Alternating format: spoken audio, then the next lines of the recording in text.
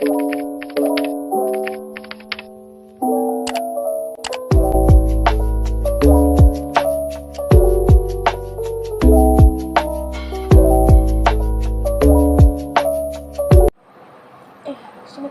dah mula dah ni? Oh, sekejap ya. Hai semua, nama saya Sumitra Narayanan dan nombor matrik saya 10 DDT 22S1034. Tajuk kami hari ini adalah Perpaduan Masyarakat Malaysia Menerusi Kebudayaan. So, apa itu kebudayaan? Saya tak pasti dengan maksud kebudayaan. I tahu. Budaya atau kebudayaan merupakan cara hidup yang berkembang dan dimiliki oleh bersama serta diwariskan dari generasi ke generasi berikutnya. Oh, I faham sekarang. Saya ada nampak beberapa aktiviti kebudayaan yang boleh memupuk perpaduan dalam kalangan masyarakat berbilang kaum di Malaysia. Contohnya, Hari Keluarga dan Sukan Rakyat. Program ini melibatkan seluruh ahli masyarakat dan pelbagai acara dijalankan melibatkan semua peserta. Melalui aktiviti ini, masyarakat dapat membina persefahaman, ia juga dapat membina keteguhan, perpaduan dan dapat membina perasaan kasih sayang sesama lain. Ya, saya pun ada nampak aktiviti kebudayaan macam ni. Aktiviti yang lain adalah acara kebudayaan dan kesenian. Pelbagai acara berbentuk kebudayaan dan kesenian rakyat boleh diadakan seperti permainan tradisi, boria, dikir barat, persembahan kebudayaan setiap kaum di Malaysia. Manfaat daripada aktiviti ini adalah dapat berhibur dan dapat memahami dan mematuhi peraturan yang digariskan. Di sini, ada beberapa gambar mencontohi acara kebudayaan dan kesenian. Ya, betul. Selain itu, setiap kali menjelang hari perayaan, masyarakat melalui pertubuhan atau organisasi seperti JKKK atau NGO mengatur program yang melibatkan seluruh warga masyarakat. Sambutan perayaan semua kaum ni dapat membentuk kasih sayang dan dapat membentuk perpaduan rakyat berbilang kaum dalam komuniti tempatan. Selamat sejahtera, nama saya ialah Syarni, anak perempuan Indonesia. Nombor matrik saya ialah 10 DDT 22F1026. Tajuk saya pada hari ini ialah bagaimanakah aktiviti kebudayaan boleh menjalinkan perpaduan kaum. Antaranya tarian kebudayaan. Dalam tarian kebudayaan, biarpun berlainan bangsa dan agama, seni tarian tradisional ini mempunyai keunikan tersendiri kerana ia dapat menyuntik semangat menghibah, menghormati kepelbagaian dan memberi sokongan antara satu sama lain dalam kalangan mereka yang berkecimpung dalam cabang seni ini. Dekan Fakulti Muzik dan Seni Persembahan Universiti Pendidikan Sultan Idris, Prof. Mahia Muhammad Kipti Abdul Rahman menjelaskan penterjemahan karya kreatif tarian tradisional negara dapat mengharmoni kaum dan memperlihat Malaysia kerana penari perlu mempelajari warisan dan sejarah di sebalik setiap langkah tari itu.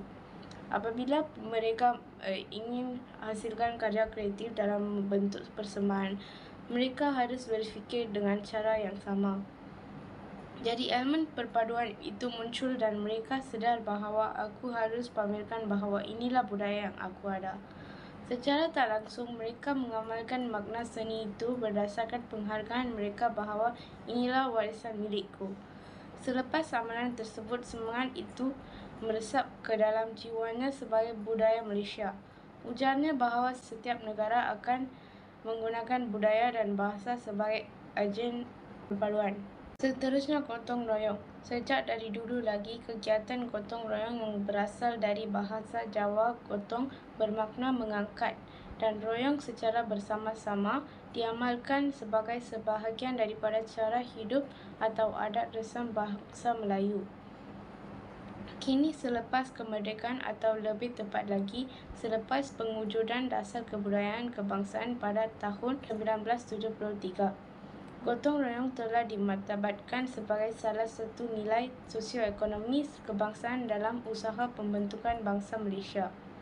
Amalan gotong royong ini harus dipupuk dalam kalangan masyarakat ianya dapat mengeratkan hubungan silaturahim antara satu sama lain. Bak kata pepatah Melayu, berat sama dipikul, ringan sama dipincin. Gotong royong juga adalah salah satu cara untuk rakyat Malaysia berinteraksi dan tolong-menolong antara satu sama lain. Selain itu, gotong royong juga dapat memupuk nilai-nilai murni dalam kehidupan kita. Amalan nilai-nilai murni ini amat penting dalam mewujudkan sebuah masyarakat yang bertanggungjawab. Antara nilai-nilai murni yang dapat dipupuk dalam aktiviti gotong royong ialah bekerjasama, bertolak ansur dan kerajinan. Aktiviti gotong royong juga dapat mewujudkan perpaduan kaum. Perpaduan kaum amat penting di kalangan rakyat Malaysia yang terdiri daripada pelbagai kaum dan agama. Contohnya dengan mengadakan gotong royong bagi menjayakan program sambutan bulan kemerdekaan, perpaduan masyarakat akan terjalin secara langsung atau secara tidak langsung. Sesungguhnya dengan wujudnya perpaduan kaum di kalangan rakyat, negara kita akan terus aman dan maju. Dan akhirnya perayaan kaum. Kesan yang paling ketara ialah perayaan ini telah meningkatkan hubungan dan interaksi antara penduduk yang berbilang kaum ini. Semua pihak memahami dan terlibat dalam perayaan yang disambut oleh kaum lain. Lawatan ke rumah terbuka yang diamalkan telah mengeratkan hubungan antara kaum. Jadi kekerapan interaksi ini menyebabkan wujudnya perpaduan yang utuh di negara ini yang menjadi sanjungan masyarakat luar. Selain itu, golongan remaja mampu memahami erti perpaduan kepada negara ini. Mereka yang tidak mengalami kesusahan ketika era awal kemerdekaan mungkin memandang enteng perpaduan. Namun apabila mereka melihat suasana perayaan, barulah mereka memahami dan menyanjungi erti perpaduan. Keadaan ini menyebabkan remaja yang dilahirkan merupakan remaja berwawasan dan terbilang. Semuanya gara-gara wujudnya perayaan yang pelbagai di negara ini. Cuba bayangkan tiadanya sambutan perayaan di negara ini. Malahan kepelbagaian perayaan ini menyebabkan ekonomi negara terus berkembang, menyebabkan peluang pekerjaan banyak. Ini memberi peluang kaum India, Cina dan lain-lain dapat pekerjaan tanpa perlu bersaing dengan hebat. Keadaan ini wujud kerana pelbagai pesta pembelian akan dijalankan untuk setiap perayaan yang disambut oleh masyarakat di sini. Kegerapan masyarakat negara untuk berbelanja setiap kali perayaan amatlah tinggi dan memberi ruang kepada ahli perniagaan untuk mengaut keuntungan. Sudah pasti situasi ini menjana pertumbuhan ekonomi negara.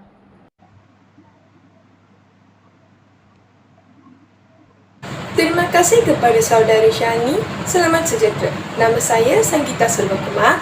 Nombor matrik saya 10DDT22F1032. Hari ini, saya nak berkongsi tentang 3 usaha yang boleh dilaksanakan oleh pihak pengurusan politeknik untuk memupuk semangat cintakan kebudayaan dalam kalangan pelajar politeknik. Isi pertama adalah pihak politeknik boleh mengadakan program kebudayaan. Sebagai contoh, program merakyatan seni budaya. Dengan mengadakan program ini, kita dapat menaikkan minat pelajar. Selain itu, pada waktu malam, pihak tersebut juga mengadakan malam kebudayaan. Dalam malam kebudayaan ini, mereka boleh menyediakan pelbagai pertandingan seperti persembahan dan lain-lain lagi. Hal ini, pelajar dapat mengetahui tentang budaya agama lain. Contoh yang lain adalah mengadakan pertandingan persembahan alat muzik tradisional. Dengan ini juga, pelajar dapat mencungkil bakat mereka dan meningkatkan taraf dan mutu kesenian. Contoh terakhir adalah pertandingan fotografi busana tradisional. Dengan mengadakan pelbagai tema dan hadiah, pelajar dapat melibatkan diri dalam pertandingan tersebut. Hal ini, pelajar dapat mengenai dan memahami budaya kaum lain. Isi yang kedua pula Pihak Politeknik boleh mengadakan pertandingan permainan tradisional. Semasa kita bermain permainan tradisional, kita dapat mengisi masa lapang dengan baik. Selain itu, permainan tradisional dengan kaum lain dapat mengeratkan hubungan antara satu sama lain. Permainan tradisional juga memberi otak yang cerdas dan badan yang cergas.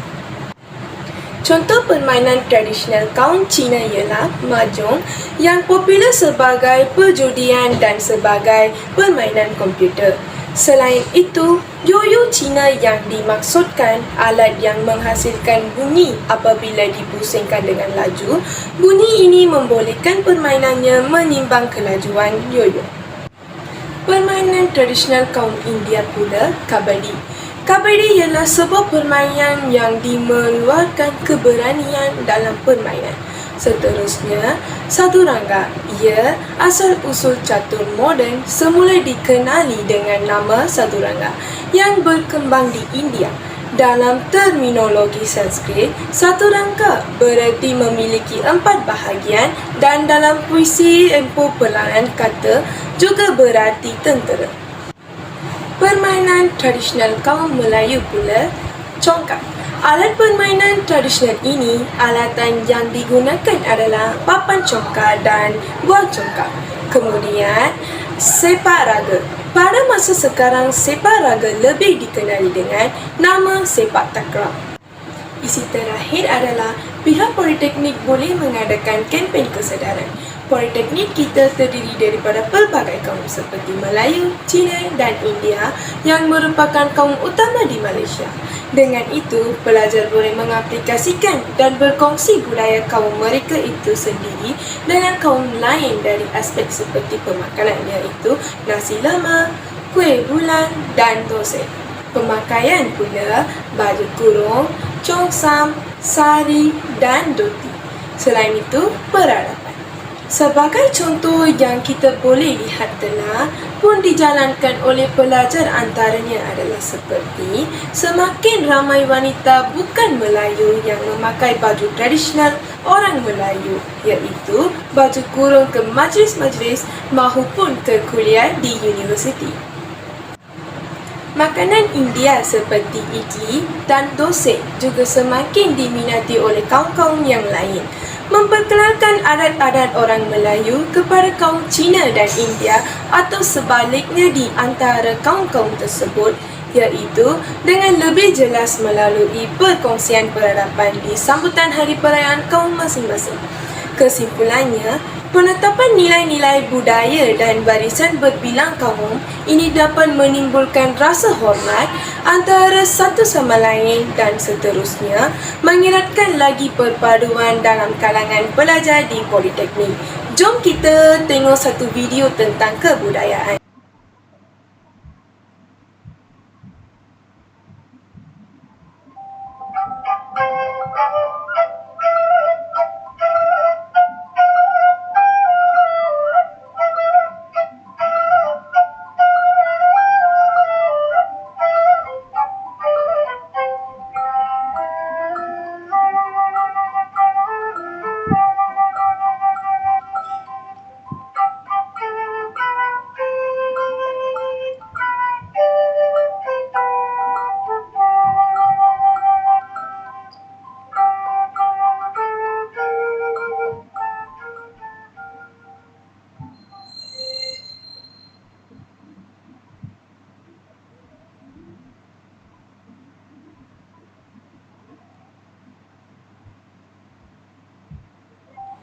Itu sahaja daripada saya. Sekian, terima kasih.